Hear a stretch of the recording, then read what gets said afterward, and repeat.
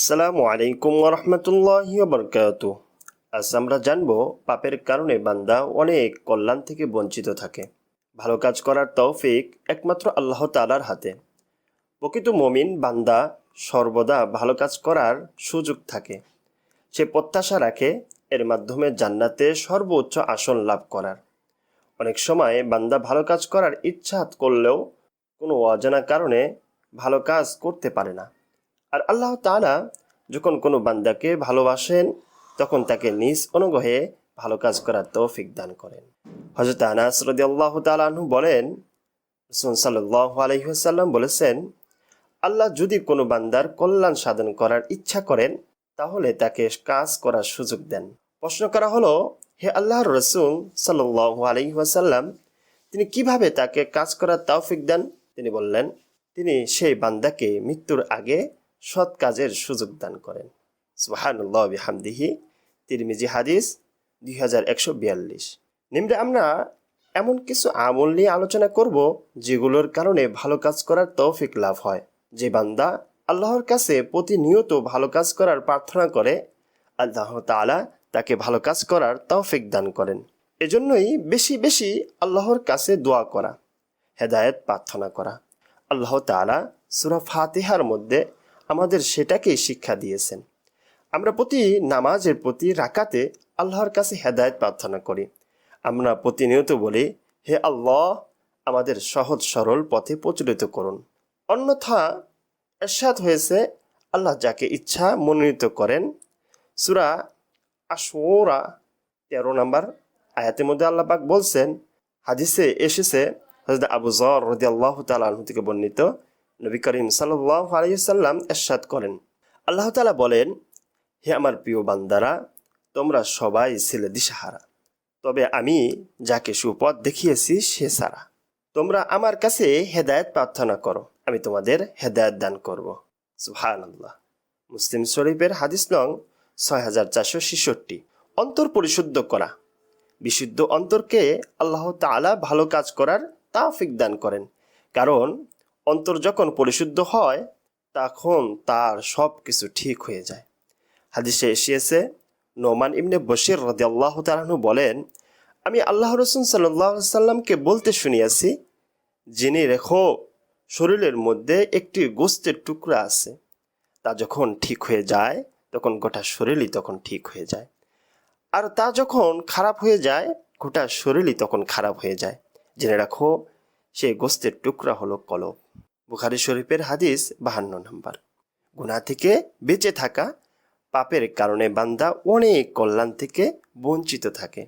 কারণ হাদিসে এসেছে, বান্দা যখন পাপে লিপ্ত হয় তখন তার অন্তর কর্দমা যুক্ত হয়ে যায়।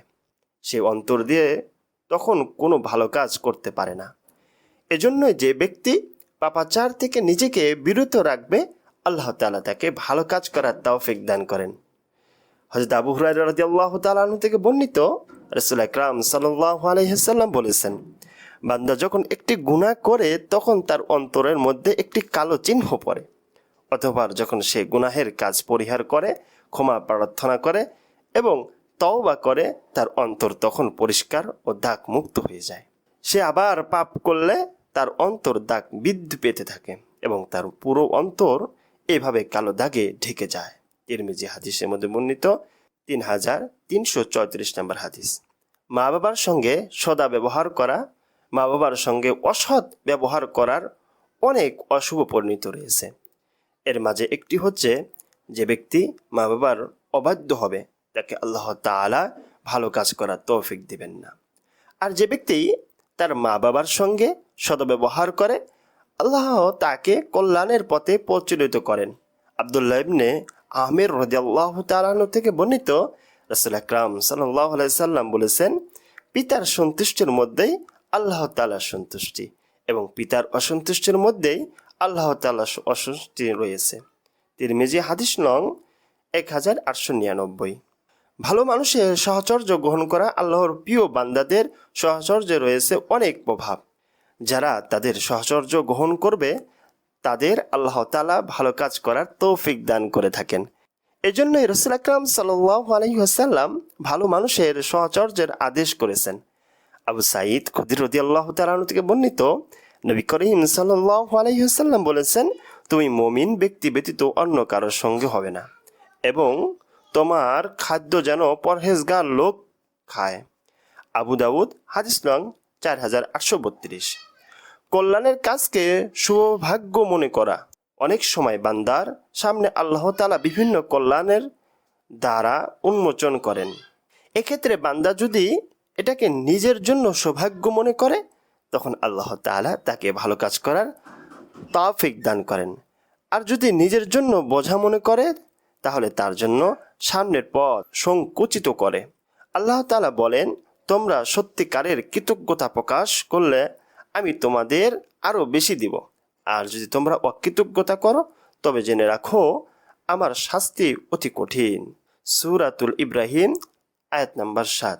এছাড়া নেককার স্ত্রী, কোরআনের সঙ্গে নিজেকে সম্পৃক্ত রাখা, সৎ কাজের আদেশ করা, অসৎ কাজ থেকে বারণ করা, মানুষের বিপদে এগিয়ে আসা, আল্লাহর প্রতি পূর্ণ আস্থা ও বিশুদ্ধ নিয়ত রাখা, এইসব ভালো কাজের সৌভাগ্য অর্জন করার মাধ্যমে আল্লাহ তাআলা আমাদের বেশি বেশি করে ভালো কাজ করার তৌফিক দান করেন।